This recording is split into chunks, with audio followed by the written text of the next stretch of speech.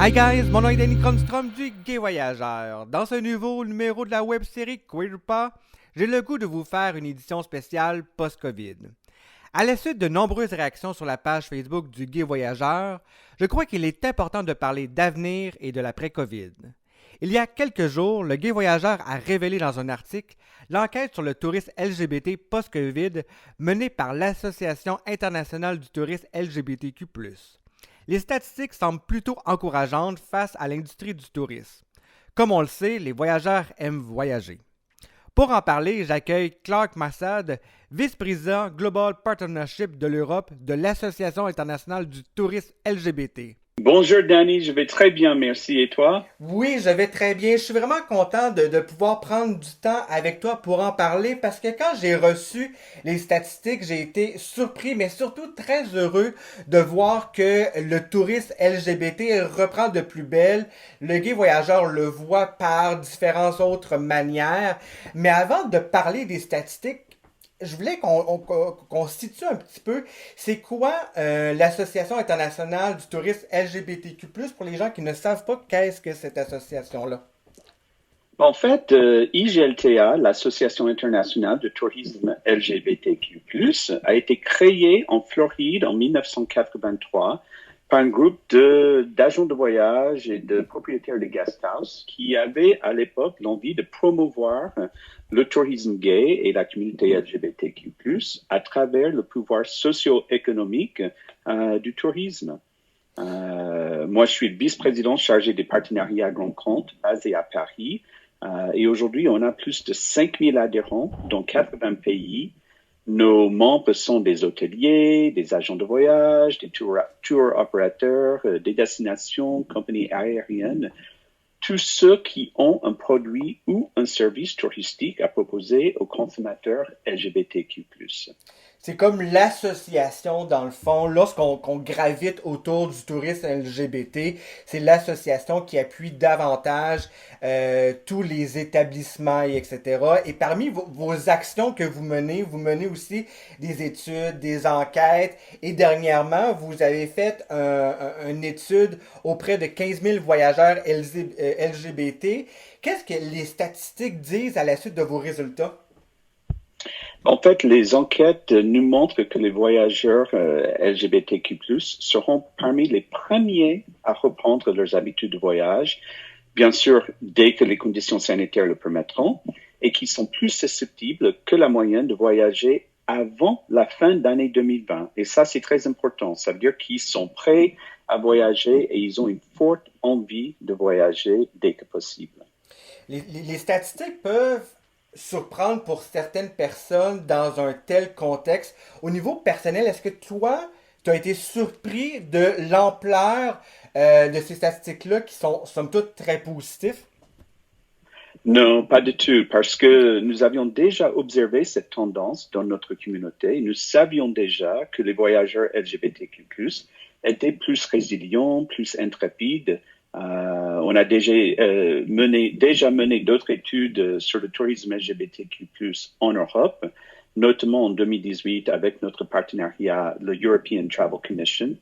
Mais cette fois-ci, c'est la première fois que nous avons mené une enquête spécifique sur les voyageurs LGBTQ+ en France.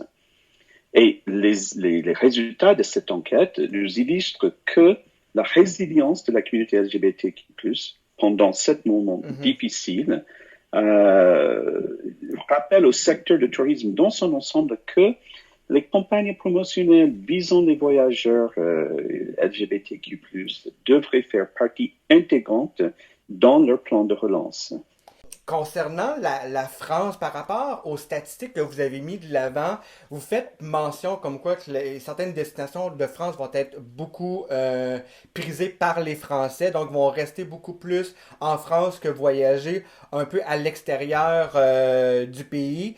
Comment se situe la France dans vos résultats? Est-ce que selon vous, c'est encourageant? Ah oui, moi je trouve que c'est très encourageant parce que plus que la moitié des Français ont déclaré qu'ils ne changeraient pas leur choix des destinations à visiter une fois que la situation est résolue. Et pour nous, ça reflète vraiment un degré élevé de fidélité malgré l'incertitude. Il y a 19% qui sont encore, on va dire, indécis. Donc pour nous, ça voudrait dire qu'ils peuvent encore être convaincus soit de voyager, soit de retourner dans leur destination préférée. Donc là, c'est une opportunité pour les professionnels de tourisme de saisir cette population qui a envie et qui a les moyens et qui souhaite voyager. Puis cet été, l'été 2020, selon toi, quelles sont les destinations chouchou des Français par rapport aux différentes destinations de France, mais aussi les pays coup de cœur aussi que les touristes homosexuels vont choisir pour l'été? En ce qui concerne l'enquête française, une personne sur deux a indiqué son intention de rester en France cette année. Mhm. Donc là, c'est moi. Si tu demandes si j'étais surpris par les chiffres, j'étais très rassuré de voir qu'une personne sur deux va rester en France. Et ceux qui indiquent qu'ils restent en France, le premier choix était bien évidemment la capitale, Paris, Absolument. 15%, Mhm. mais ensuite Nice, qui est une ville qui travaille beaucoup depuis 2011 sur l'accueil touristique de la communauté LGBTQ+.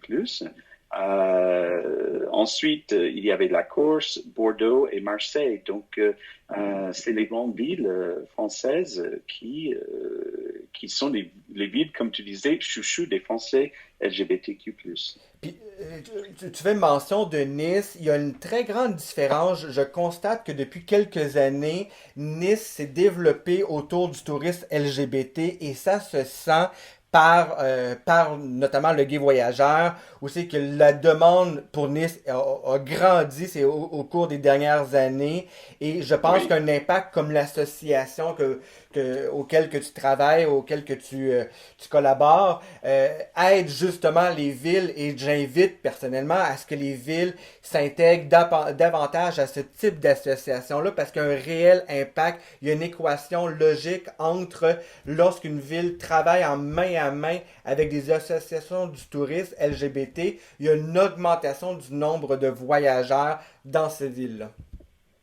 En fait, la ville de Nice a commencé en 2011 à travailler vraiment d'une manière très professionnelle sur le développement du tourisme LGBTQ+ à Nice. Ils ont fait appel à IGLTA. J'ai eu le plaisir de travailler avec eux sur la création du projet.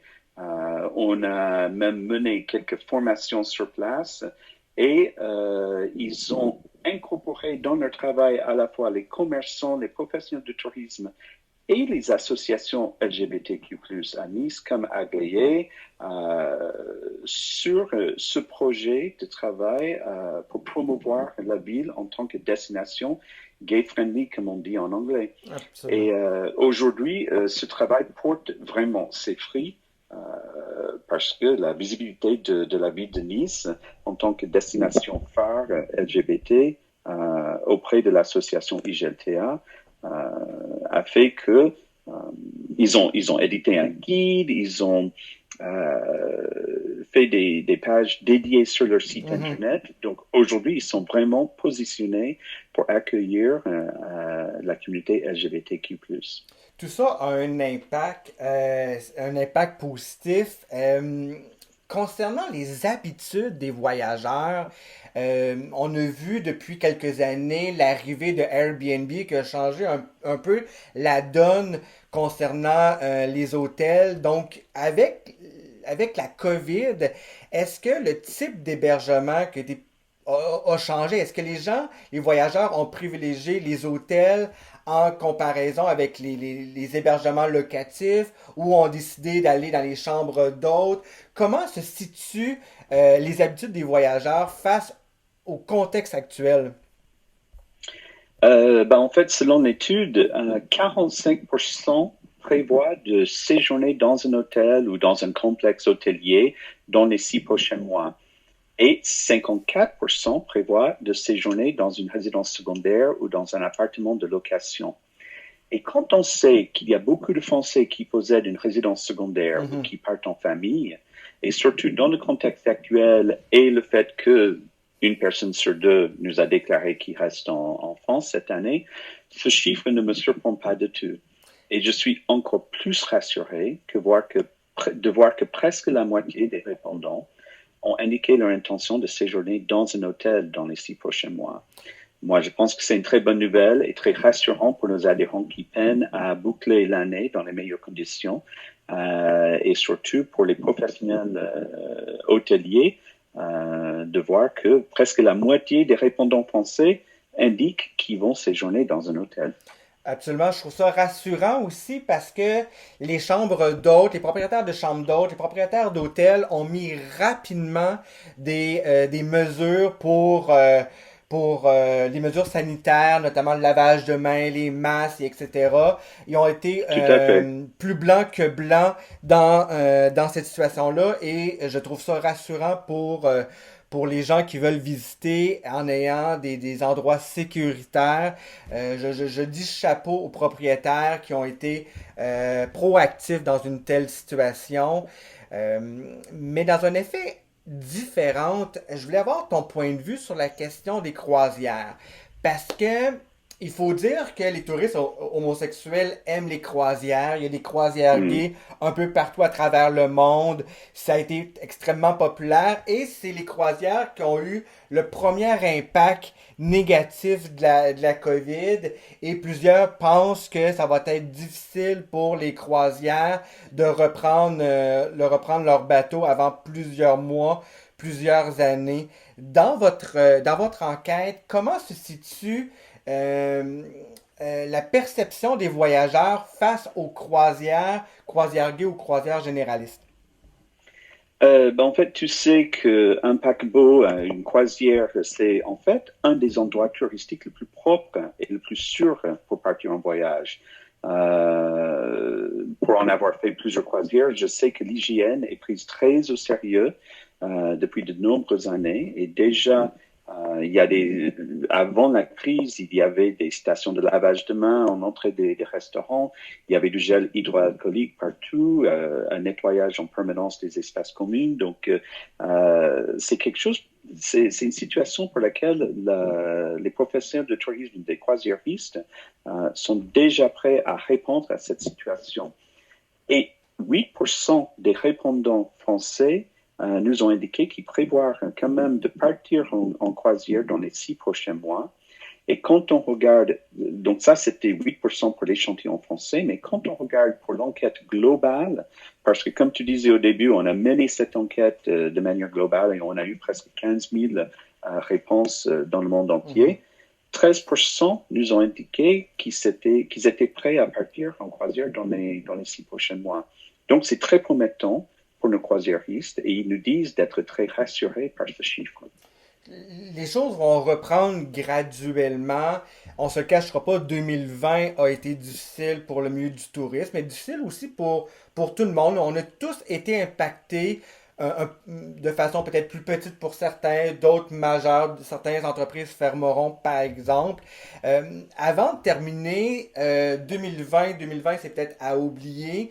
Heureusement, il y a 2021 qui s'en vient.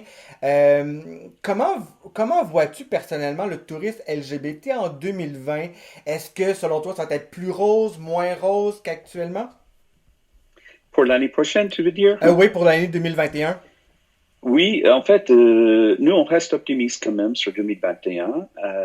Nos adhérents commencent déjà à reprendre leur campagne de communication par le biais de notre site Internet, nos outils d'e-marketing, nos newsletters, nos réseaux sociaux, pour promouvoir leur destination et leurs produits touristiques afin d'attirer davantage de visiteurs. Donc, la communication reprend déjà.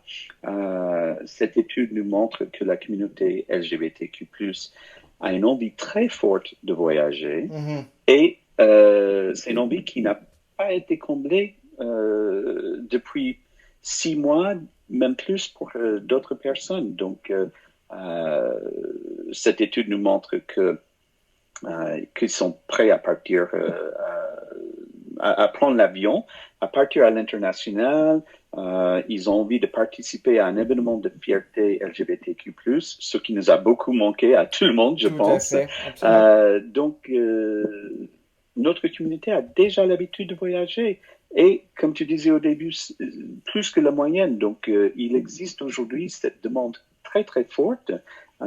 Et je pense que pour cette raison, la communauté LGBTQ+, fera partie intégrante de la reprise touristique. Je pense qu'on a tous hâte que 2021 soit présent pour qu'on puisse reprendre nos habitudes de voyage, qu'on voyage un peu à l'international, localement, peu importe. On a tous hâte, du moins je le ressens. Merci beaucoup, Clark. Si on souhaite en apprendre un peu plus sur l'enquête, à quel endroit qu'on peut obtenir plus d'informations? C'est très facile. Notre site internet iglta.org/research.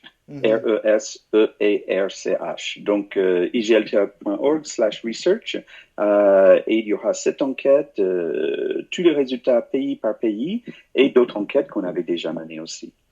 Et j'invite aussi tes auditrices, tes auditeurs à s'inscrire à notre newsletter sur notre site internet aussi pour être tenus des dernières offres spéciales et des dernières informations sur le tourisme LGBTQ dans le monde entier. Absolument, et je suppose que l'association est disponible sur les différentes plateformes comme Facebook, Instagram et YouTube. Tout à fait, @IGLTA sur Facebook, sur Instagram, sur Twitter. Donc, j'invite tout le monde à nous suivre. Merci beaucoup, Clark. Ça a été un immense plaisir de te recevoir sur le podcast de Queer ou pas. Si vous avez aimé cette interview, je vous invite à commenter ce podcast, à donner votre impression face aux statistiques que Clark nous a données, à vous abonner à la chaîne, à aimer et surtout à partager ce nouveau numéro de la web-série Queer ou pas. C'est une excellente façon de nous dire, de me dire que vous avez apprécié. Ça me donne des ailes pour poursuivre, bien entendu, le podcast du Gay Voyageur. Si vous avez d'autres histoires que vous aimeriez que je partage, des destinations que vous aimeriez que je vous fasse découvrir avec ce podcast, dites-le en commentaire. Je vous invite aussi à suivre le Gay Voyageur et la web-série Queer Pas sur Facebook, Instagram et YouTube. Et bien entendu, visitez le site internet du gayvoyageur.com et Queer ou pas. D'ailleurs, je prends la balle au bon en disant que les statistiques sont aussi disponibles sur le Gay Voyageur, mais c'est pas les statistiques complètes comme sur le site web de l'association. Merci Clark, ça a été un immense plaisir. Merci Danny, ce fut un plaisir partagé. On se retrouve très bientôt dans un tout nouveau numéro de Queer ou pas, très prochainement.